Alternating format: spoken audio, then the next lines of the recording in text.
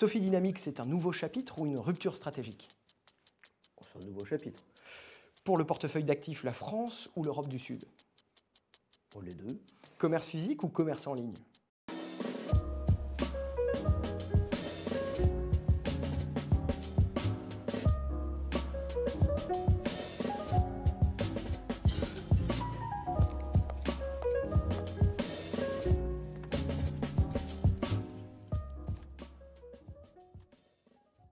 Bonjour et bienvenue dans l'émission Parlons meilleurs SCPI saison 2 où nous partons à la rencontre des SCPI, les meilleurs probablement, et puis leurs dirigeants. Je m'appelle Paul Bourdois, je suis cofondateur de France SCPI, le site qui permet d'investir simplement dans les SCPI. Et si cette vidéo vous plaît, il y a fort à parier qu'elle plaira à quelqu'un d'autre, donc n'hésitez pas à la partager, à la liker, à la commenter. Aujourd'hui, je suis en très bonne compagnie puisque je suis en compagnie de Jérôme Grumler. Bonjour Jérôme. Bonjour Paul. Vous êtes directeur général délégué de Sofidy, je me trompe? C'est exactement ça. Je ne me trompe pas, c'est super. Aujourd'hui, on va parler de votre société de gestion, bien évidemment, Sofidy, de sa stratégie, et puis plus précisément de votre SCPI. Vous en avez plusieurs, peut-être qu'on pourra y revenir, mais en tout cas, plus précisément, Sophie Dynamique. La question que je vous pose en premier, pour vous mettre à l'aise, parce que je vois que vous me regardez avec des yeux circonspects, c'est comment allez-vous? Ben, ça va très bien, Ouais. Ravi d'être là parmi vous. Ok.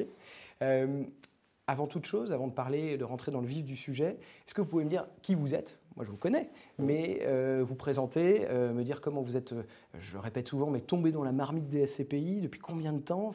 Bref, qu'est-ce que vous faites là? Alors, tombé dans la marmite des SCPI un peu par hasard, mais peut-être comme beaucoup de monde. Ouais. Donc, moi, effectivement, je suis directeur général délégué de Sofidy.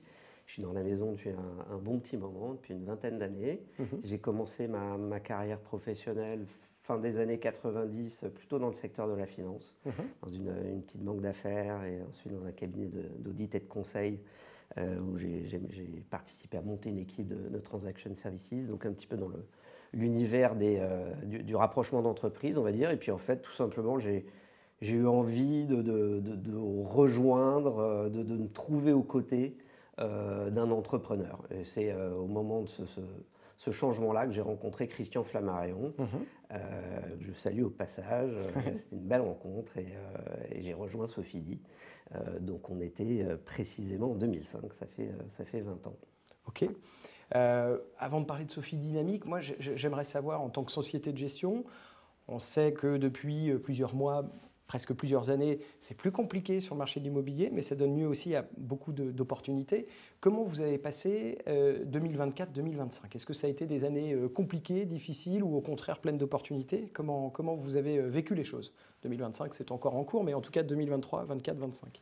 Bah, effectivement, on sort d'années, c'est le moins qu'on puisse dire, très chahutées pour le monde de l'immobilier. Donc peut-être avant les 18 derniers mois, il faut peut-être rembobiner encore un petit peu plus. Je pense que tout le monde a à peu près la séquence en tête de cette période de sortie de Covid, de déclenchement de la guerre en Ukraine, d'inflation brutale importante, de hausse des taux et toutes les conséquences que ça a pu avoir pour le monde de l'immobilier, à commencer par un arrêt complet des transactions, des volumes et puis des corrections assez généralisées sur l'ensemble des valeurs immobilières. C'était impossible d'échapper à ça. Nous, on est plutôt content de la façon dont on s'est comporté, en tout cas comparativement dans cette période. C'est que la correction sur la valeur de nos portefeuilles immobiliers, globalement, elle est restée assez limitée.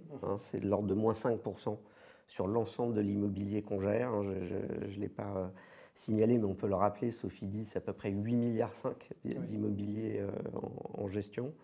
Et donc une correction, somme toute, ça ne fait jamais plaisir d'apprendre ça, de partager cette nouvelle-là avec ses épargnants investisseurs, mais somme toute relativement limitée. Je pense essentiellement pour 3 raisons. La première, c'est qu'on a un ADN fort avec la classe d'actifs commerce, avec les murs de commerce.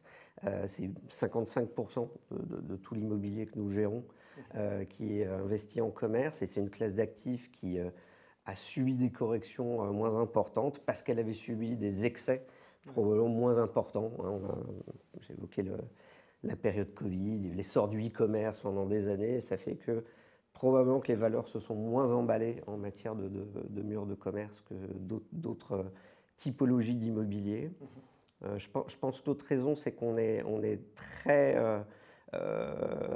fan et défenseur de patrimoine très granulaire, et donc beaucoup d'actifs de petite taille. Et ça aide aussi à absorber dans des périodes, comme on vient de connaître, des périodes chahutées, des corrections de valeur moindre. Il y a plus de liquidité sur des actifs de plus petite taille. Et puis je pense aussi tout simplement qu'on a été relativement raisonnable dans nos conditions d'achat et discipliné historiquement, très attentif au niveau, aux valeurs locatives des biens immobiliers qu'on achète, qu'elles ne soient pas excessives. On pense que c'est la meilleure garantie dans le temps, on va dire, pour protéger la valeur des actifs. Donc voilà un petit peu je pense les raisons qui expliquent que nos véhicules et notre gestion, d'une manière générale, a été plutôt résiliente dans la période.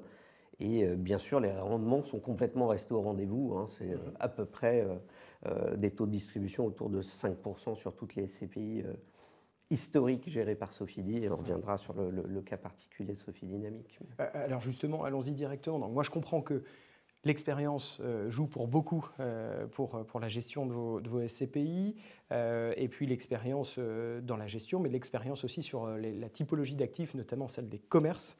Sofidy Dynamique, vous parliez des rendements ou des taux de distribution, si on veut être exact, de à peu près 5% sur l'année 2024. Je rappelle quand même, Jérôme, et vous ne me contredirez pas que les performances passées ne présagent pas de l'avenir. Je ne vous contredis pas. Merci, c'est gentil, ça m'aide. Je note que Sofidy Dynamique, pour le coup, si on y revient, et vous allez nous dire un peu quelle a été la particularité de Sofidy Dynamique avec sa performance. J'ai en tête que la performance a été bien au-delà des 5%. Moi, j'aimerais bien, avant qu'on parle juste de ça, que vous me présentiez la SCPI Sofidy Dynamique comme si je ne la connaissais pas. Je la connais, je ne vous fais pas de spoiler, mais j'aimerais bien que vous en parliez pour les personnes qui nous regardent, pour les personnes qui nous écoutent aussi sur les plateformes de streaming. Sofidy Dynamique, c'est quoi? C'est quoi cette SCPI? Alors, Sofidy Dynamique, c'est quoi? En fait, l'idée de départ est extrêmement simple. Notre intention, c'était de faire un pas de côté vers une SCPI high yield, donc à haut rendement. Donc ça veut bien dire ce que ça veut dire, c'est-à-dire qui offre un rendement sensiblement supérieur à ce qu'on pouvait proposer dans le reste de notre gamme. Et donc, en fait, c'est une idée qui est née il y a 2 ans à peu près. On a tout simplement fait le constat qu'on avait une offre de SCPI chez Sofidy très riche, honnêtement, qui est très, très complète, mais qui pouvait être vue à la fin de la journée comme étant très ramassée dans les performances de distribution, hein, donc autour de 5%. Et on a eu envie d'avoir une proposition très différenciée de ça, et on s'est donné comme défi, comme challenge, un taux de distribution de 7% minimum, et c'est l'engagement d'ailleurs qu'on prend à travers ce fonds et la documentation de ce fonds.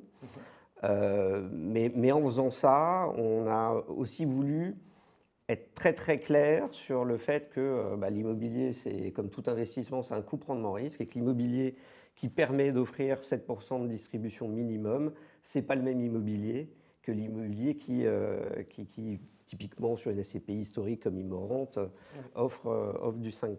Donc voilà, c'est un pas de côté aussi sur le profil de risque qu'on a voulu assumer.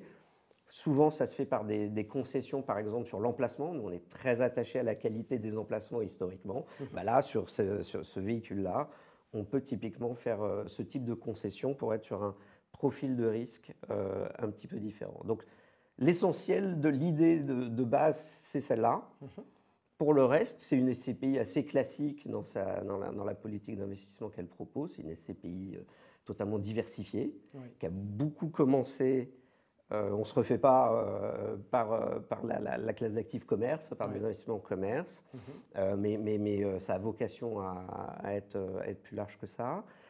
C'est une SCPI qui a une vocation européenne. On vient de commencer ces dernières semaines à sortir de France et à investir à l'étranger, en l'occurrence aux Pays-Bas. Et puis, on reste dans une approche, c'est une façon de gérer le risque qui est pris aussi, dans une approche très granulaire. On va continuer à être très attaché à collectionner des actifs de taille modeste, entre guillemets, et c'est pour nous une façon essentielle de gérer le risque. Voilà, peut-être pour finir sa présentation, c'est une SCPI qui est accessible facilement. Hein, vous pouvez souscrire Sophie Dynamique pour une part, c'est 315 €. Ouais. Et c'est une SCPI dont on a revu par rapport à notre modèle, nos modèles historiques et ce qui était des pratiques de place sur le marché des SCPI, on a revu un peu la structure de frais. Donc c'est une SCPI avec des frais, une commission de souscription beaucoup plus réduite que ce qu'on faisait par le passé, qui est de seulement 2% en l'occurrence sur cette SCPI. Je pense qu'on pouvait comprendre que toute une catégorie d'investisseurs est un petit peu freinée par des commissions de souscription très importantes. En même temps, nous, on n'est pas très à l'aise avec le zéro frais d'entrée et le message, entre guillemets, que ça a l'air de signifier qui ne correspond pas bien à un investissement immobilier de très long terme. Et donc voilà, donc on a limité ça à 2%. En contrepartie, vous avez des commissions de rachat si vous sortez trop tôt avant la durée minimum de placement conseillé.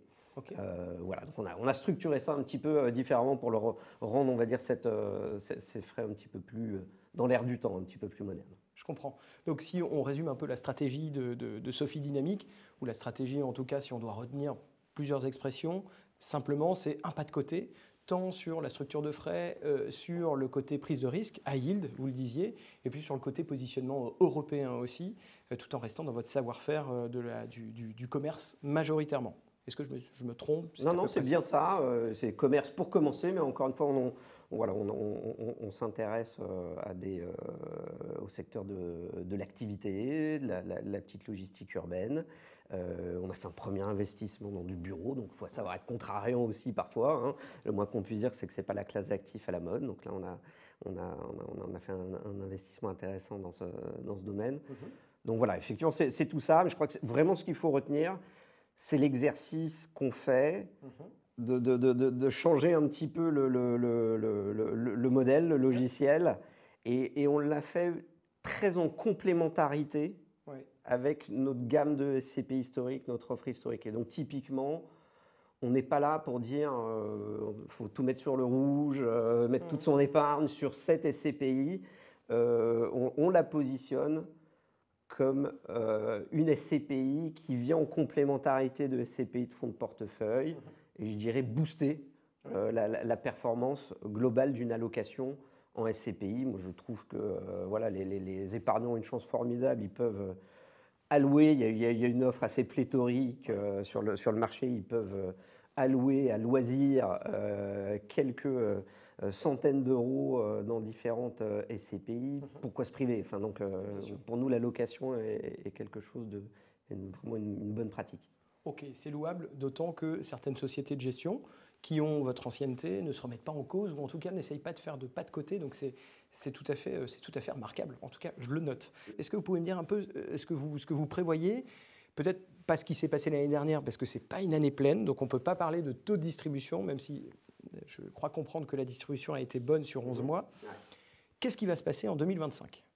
Quel objectif vous vous fixez déjà? En 2025, c'est clair, on l'a d'ailleurs annoncé et communiqué, on se donne un objectif de 8% minimum de taux de distribution. Non garanti? Non garanti, bien entendu. Mais que vous allez dépasser?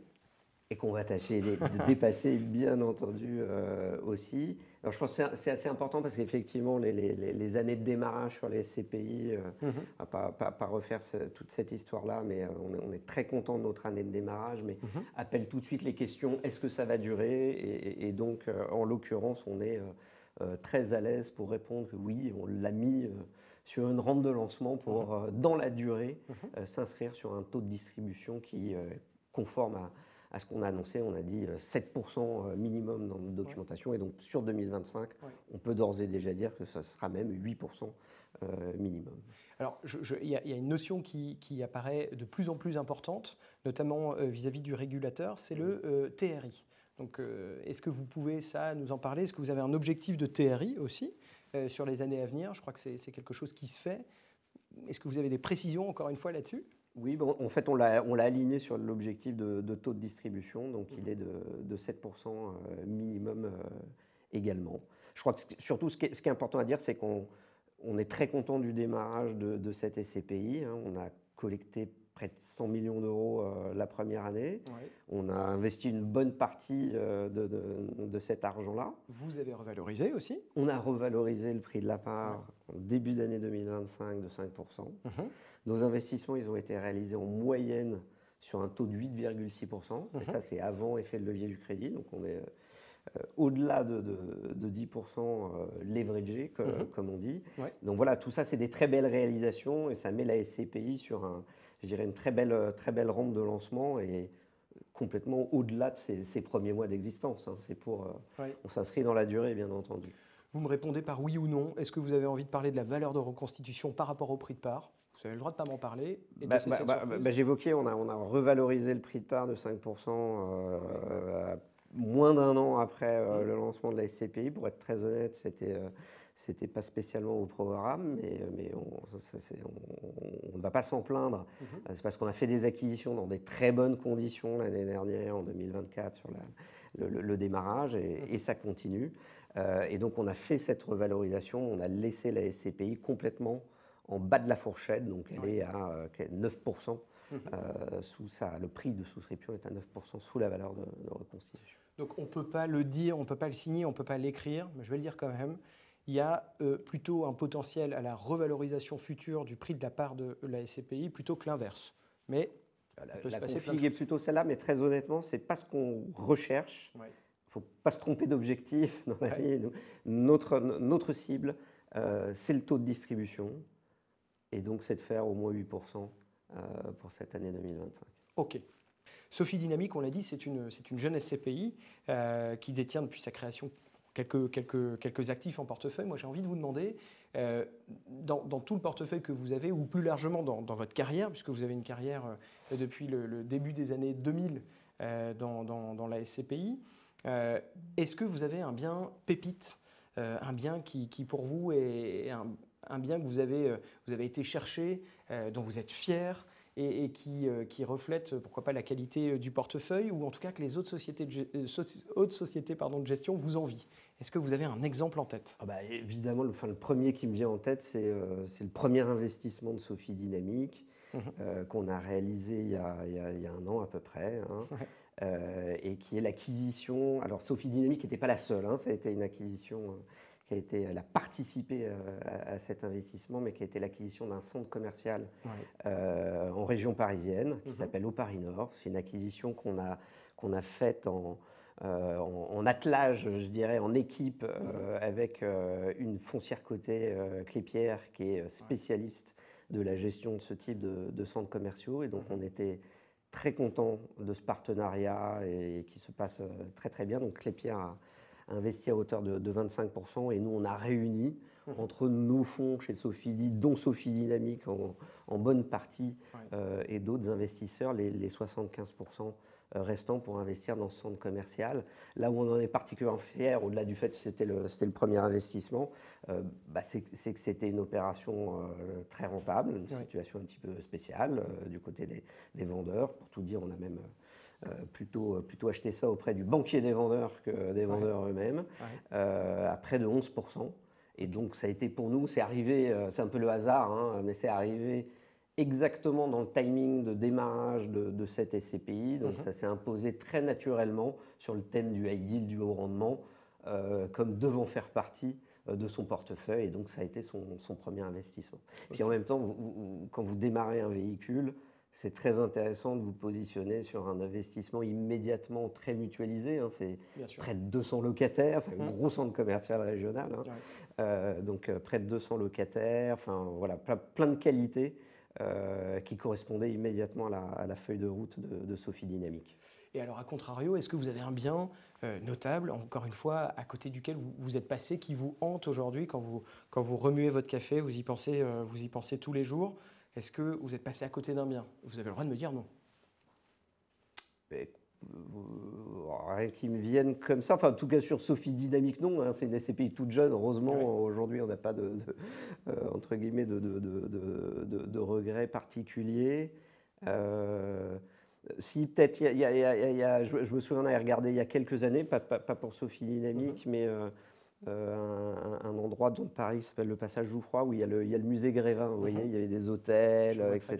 Bon, voilà, ça c'est typiquement le genre d'actif quand on aime l'immobilier, l'immobilier de commerce, les flux, que c'est dans notre ADN comme nous, bah, typiquement c'est le genre d'actif qu'on trouve attractif. Ok. Alors je vous invite à rêver, Jérôme, et je sais que je pense que vous avez un beau potentiel pour rêver. Si je vous délivre de toute contrainte de rendement, toute contrainte de locataire, toute contrainte d'associé ou de compte à rendre à qui que ce soit, est-ce que vous avez un bien qui vous fait rêver, dans lequel vous rêveriez d'investir, ou un bien dans lequel vous aimeriez prendre des participations? Est-ce que vous avez un bien qui vous vient en tête? Je dirais, nous, ce qui nous fait rêver, c'est la densité, c'est le flux commercial, notamment sur cette classe d'actifs, et la densité d'une manière générale. Donc voilà, typiquement comme ça, ce qui me vient, c'est une gare. Donc ça pourrait par exemple être la Part-Dieu à Lyon, voilà, avoir ça dans un portefeuille, c'est pas mal. Et d'ailleurs, pour être très honnête, on en a un petit bout d'une certaine manière, puisque juste à la sortie de cette gare, sur un de nos véhicules, on a investi dans des commerces qui sont récemment livrés là, à la sortie de la gare de la Part-Dieu. Ok, super. Donc, voilà, c'est typiquement un rêve qui est devenu une réalité. Presque. Ouais. Ok. Je continue avec cet esprit créatif.